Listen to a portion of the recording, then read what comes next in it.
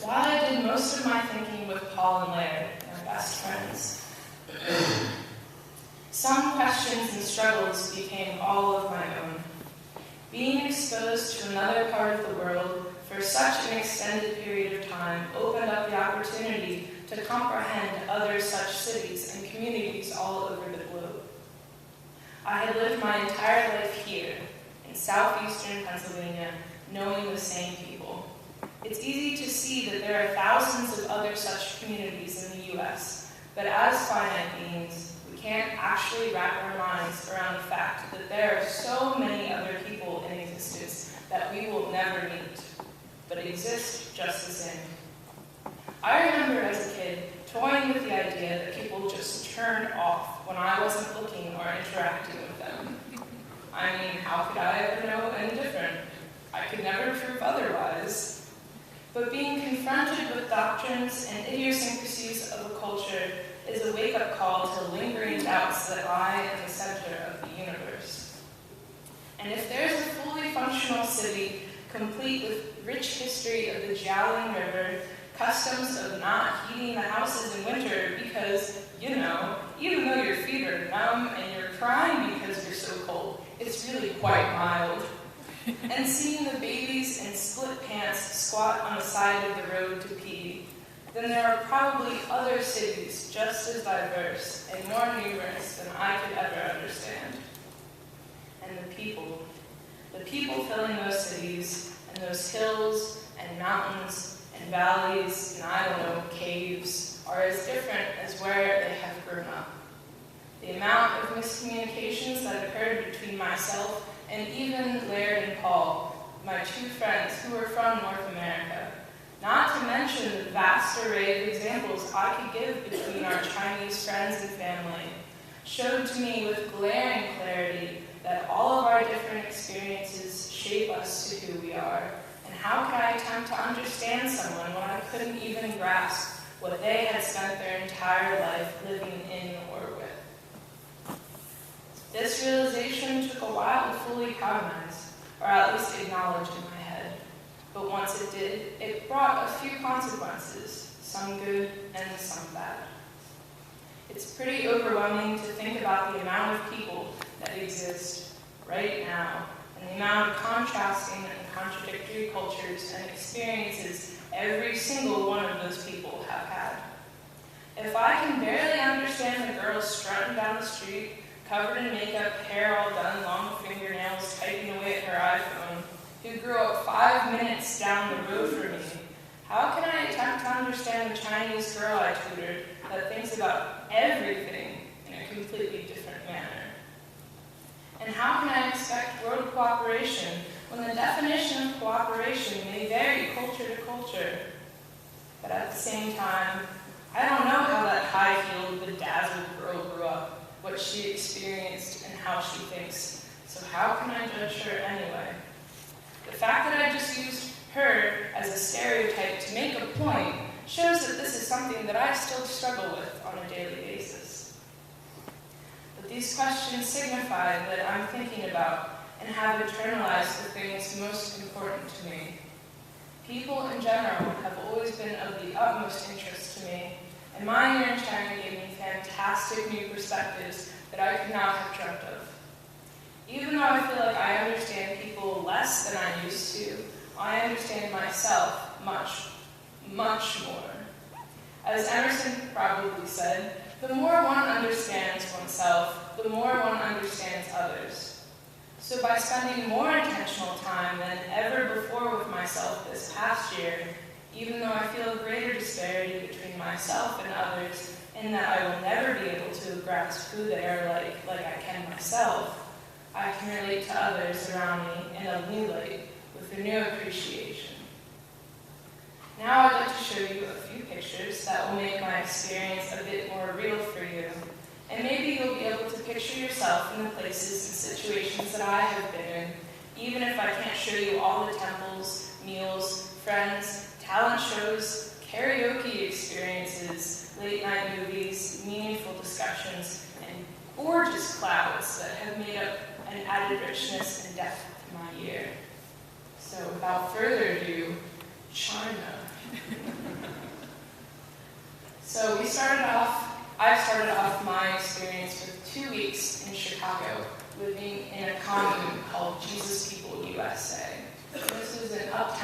shadow, which was sometimes a little bit dicey, but it really was a really good experience.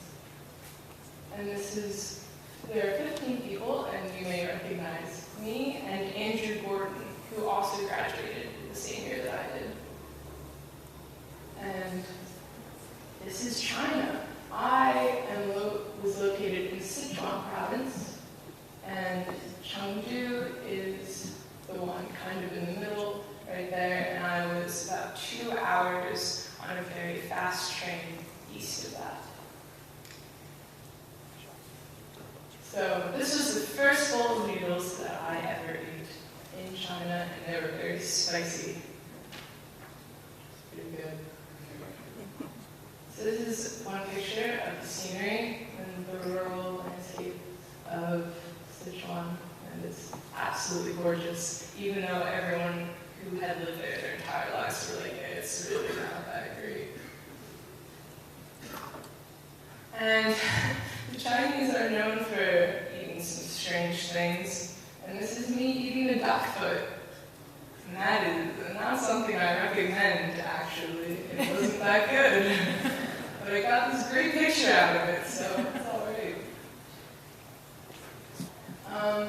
With all of the, there's a huge, all of the parents of small children now work. So the grandparents are really instrumental in raising the child. And so this is a common sight, and it's just adorable. There's all these old people and these small children who have the split pants on so they can, squat and just relieve themselves on the side of the road. Not the most hygienic, but it's baby feet. It's clean.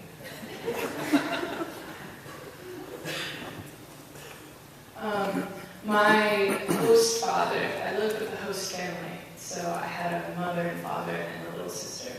And he grew up on a farm about a half hour outside the city. And it was just a completely different experience than my life in the city. They had just gotten electricity, within the last 20 years. My friend Paul is feeding the fire so that we could cook our food. They did all of their farming by hand, and they grew rice, and they had ducks and a dog. This is a video of the paper puppets. I don't know if it's gonna work. It's not working. I'm sorry. It was really cool, but that's too bad. I'm not going to act it out. This is our Chinese teacher who was trying to teach us this says happy birthday, 生日快乐, and then the middle line is our school's motto, which I don't remember what it says, but and then the last one is 成为医学院, which is the name of our school, and we were in a parade because it was the 60th anniversary of our school. So they got all of the international students and they put them in a group, and we had to walk around the school. And so it was everyone that the school likes to look at most, all in one group. And we had to say these Chinese words, and we'd been there for like a month maybe, and it was tough. And it was a medical college, so these are some nurses. So that's me on the right, obviously. And Laird is on the left, and he was from rural Kansas. And Paul was from Winnipeg, Manitoba, Canada. So already we had a lot of differences just from where we grew up. And we were very, very different people. But yeah, we got along pretty well. We also taught in addition to teaching at a college, we also taught a small English school. And these were some of the kids that we taught. And that was a really interesting experience because I did not like kids beforehand. And that the situation kind of got worse when I couldn't, understand what they were saying, and they didn't respect me because I was just like this person that wasn't smart enough to be able to talk at all. So it was just a big issue, but it got a lot better. And I like the little kids where I could just make really ridiculous faces and they would go crazy. So that was nice. Oh, shoot. This is a really great video. I'm really upset that you can't see it. But the women, once they get to a certain age, you have to stop working. And so they'll just do aerobics in the park. And it's, I don't really want to give you an example, but it's just a lot of like moving around. And I don't know, it's really funny to watch. And every single woman does it. It's like a rite of passage, I suppose. And so Paul is trying to join in, and it's really funny because he doesn't know what he's doing. And there are some looks from some of the Chinese women, but that's and it was really, really cold in the winter because it's very humid, but it's not super cold, and so there's no heating anywhere, but it's still just so cold. And I think I wore about 7 layers on average, like in my house all the time. And so we would play ping pong to keep warm. Needless to say, we got really good at ping pong. Just more kids. So the culture of eating is really different than our culture of eating. In China, you buy a lot of different dishes, and then you pick out what you want and just eat it. You don't have a plate that you kind of claim what you want. You just it's separated at the last possible moment. And so it's a lot more of a feeling of sharing, and yeah, just the food is so good, and I love rice now, and spicy things. And this is one of my good friends, Kelly, who's fluent in English because she watched so many movies. And she would talk about movie stars for forever. And just be like, yeah, Emma Watson, yeah. I traveled a lot, and this is one of the towns that my host grandmother grew up in. And it's a lot of, old China, and it was absolutely gorgeous and really interesting to see what China looked like a couple years, not a couple, like 20 or 30 years before. And this was an adorable old couple that lived next to where my grandmother and mother grew up. We traveled a bit, and this is at the Snow Mountain that we went to, and noticed the church in the background. It was supposed to look like Europe because Europeans, they ski. And so we went here and had a great time, and I really messed up my knee, and then there was a terrible car crash that people were involved in, but no one was hurt. But this is who we spent most of our time with. There's a lot of dried meat. So Spring Festival is the biggest holiday in China, and it's about a week long, and everyone goes back to their family. So it's really, really important, and this road was covered, the trees were covered in lights, and it's absolutely gorgeous, and you just eat. And that is the only thing that you do. You just eat a lot of food. It's very delicious, but a little extreme. And this was another video. These guys would hop around on poles and they're dressed as a lion. It's pretty cool. So we traveled during that time because we had a month and a half off from school and anything. So we went to Hong Kong, which was really interesting to see the mixture of Eastern and Western cultures. It's a great city. You should probably go there sometime if you have the chance. Also Hong Kong. And so we traveled on trains because that was the cheapest and fastest way to get around. And it was absolutely gorgeous, and hills not like anything that we have here. And this is just another delicious thing that we ate. It's a boiling pot of broth, and you put things in it, and it gets cooked, and it's just really tasty.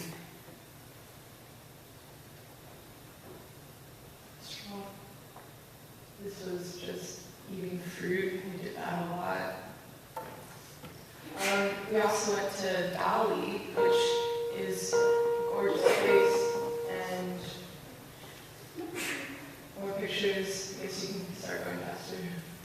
Oh, on this bike ride, I thought that it was going to be like a quick, hour, 2-hour bike ride. We ended up biking 50 miles. It was the worst experience ever. It was gorgeous, but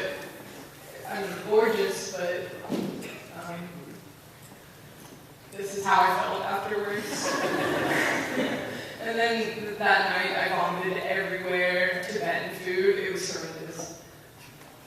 Prayer flags and Nanchong. And we hiked Tiger Leaping Gorge with a bunch of people. This is the view from the bathroom. No big deal. And there was 2 Danes, 2 Americans, 2 Australians, a Dutch, and a South Korean, and then 3 of us. My pandas, oh my word. It's just pandas. They're just so cute. I'm getting beside myself. This is also a picture of my grandparents' farm.